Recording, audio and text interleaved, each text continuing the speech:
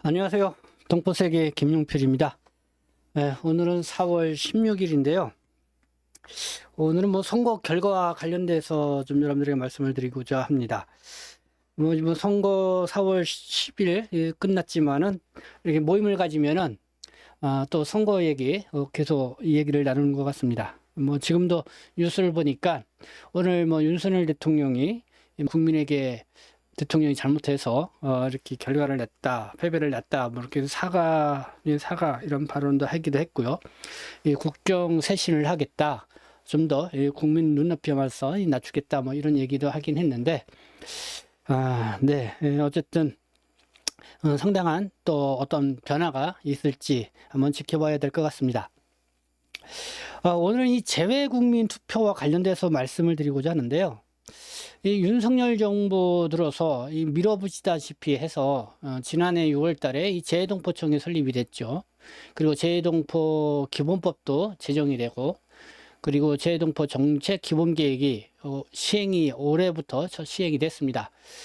상당히 그동안 이 재외동포의 수건 사업이라고 할 수 있는 이 재외동포청 설립과 재외동포 기본계획 거의 25년 만에 이루어진 그런 결실이었는데요.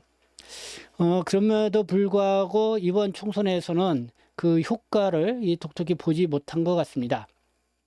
그러니까 재국민 선거 이 결과를 쭉 보니까 오늘 뉴스가 쭉 나왔어요. 이 조국 혁신당 38.2%를 차지하면서 재국민 투표에서 1위를 차지했다는 것이고요.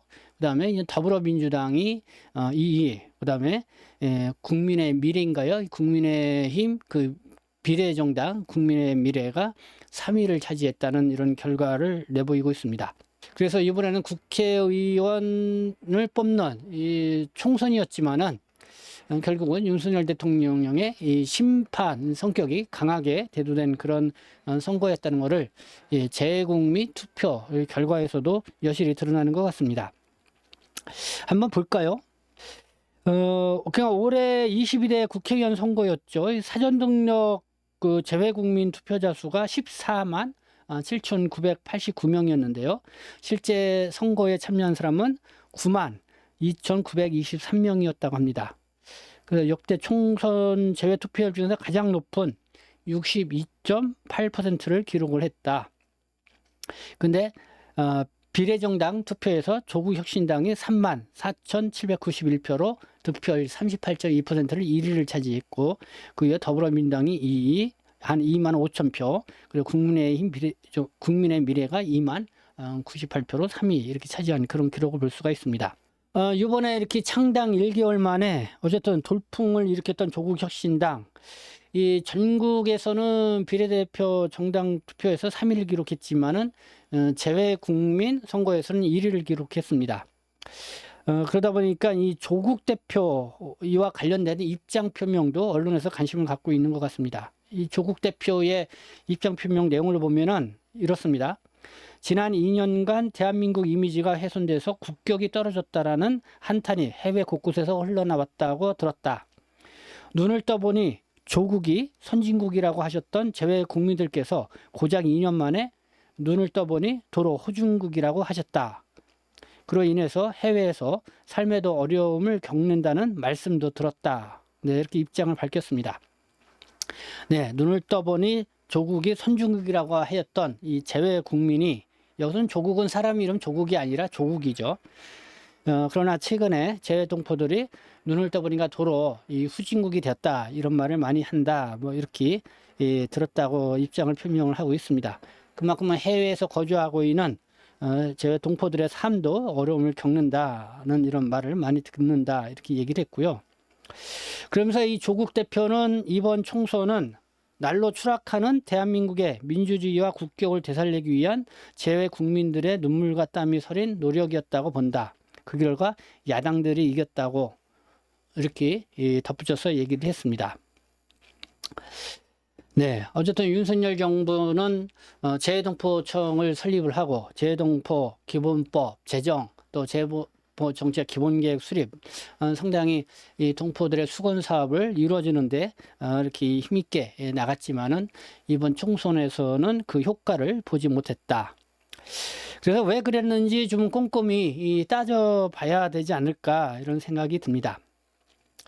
근데 이제 한 가지 제가 쭉 보니까 이 재외국민 선거요. 보니까 이 보수 정당보다는 민주당계 정당과 이 진보 정당이 압도적인 우위를 보여왔다고 이렇게 분석을 하고 있습니다. 이 18대 이 대통령 선거 때도 박근혜 후보가 이 문재인 후보를 이겼지만은 이 재국민 선거에 있어서는 이 문재인 후보가 더 많은 득표를 했다는 것이고, 그리고 20대 대통령 선거 때 윤석열 후보가 역시 이재명 후보를 이겼지만은 재외국민 투표에서는 이재명 후보가 이 득표수가 더 많았다는 것입니다. 이 재외국민 선거를 놓고 원래는 이 보수당인, 그러니까 지금의 뭐 국민의힘 측이겠죠. 이쪽에서 더 이 재외국민 투표에 대해서 반색한다, 이 반기는 그런 분위기를 보여왔다고 합니다. 근데 이제 그 원인 중에 하나는 세계 각국에 있는 한인회가 있죠. 이 한인회가 그 주로 이 간부로 활동하시는 분들이 이 보수 성향이 강하기 때문에 아마 좀 그것만 믿고 우리가 이 재국민 선거에서는 유리할 거다, 뭐 이렇게 생각을 했다는 것이죠.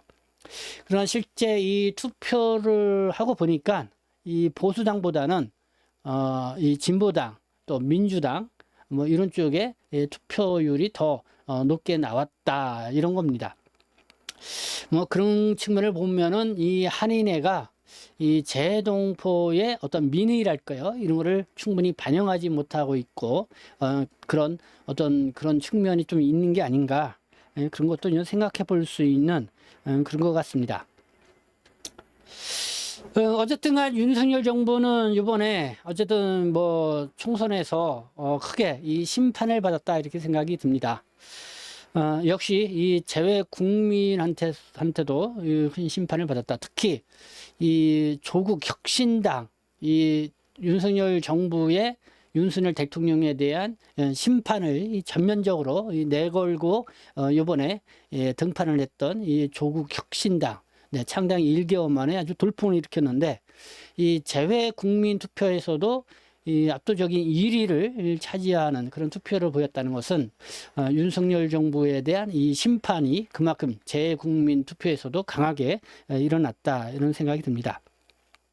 어쨌든 뭐 그런 상황이지만은 어쨌든 윤석열 정부가 이 재동포청을 설립하면서 이 재동포청이 이렇게 얘기를 했죠. 이기철 청장이요. 이 재동포에 대해서 문턱을 더 낮추고 손톱 밑에 가시를 뽑아주고 이 대변자로서의 역할을 다하겠다. 그 재동포들의 삶에서 촘촘히 세밀하게 동포들을 살펴주겠다. 뭐 이렇게 얘기를 했습니다. 그러나 아직까지 동포들에게 와닿는 이런 재외동포 정책이 미흡했던 것은 아닌가, 뭐 이런 것도 이 재검토를 해 봐야 되지 않을까, 이런 생각이 들었습니다. 참고로요, 이 국내 이 총선에서도 보니까 제가 이 중국 동포들이 밀집 거주하고 있는 지역, 대표적으로 뭐 서울 지역은 뭐 구로을이라든가 영등포을, 광진구, 그 다음에 뭐 경기도는 안산, 또 시흥, 수원, 또 부천, 이런 지역의 이제 후보들을 봤는데 거의 다 이 더불어민주당 이 후보들이 당선이 됐습니다. 네, 국민의힘이 크게 힘을 쓰지 못하고 다 민주당 의원들이 이렇게 당선이 됐다, 뭐 이런 것도 덧붙여서 말씀을 드립니다. 네, 오늘은 이 재외 국민 선거 결과를 놓고 여러분들에게 말씀을 드렸습니다. 네, 지금까지 시청해 주셔서 감사합니다. 저는 동포 섹심 대표 편집장 김용필이었습니다.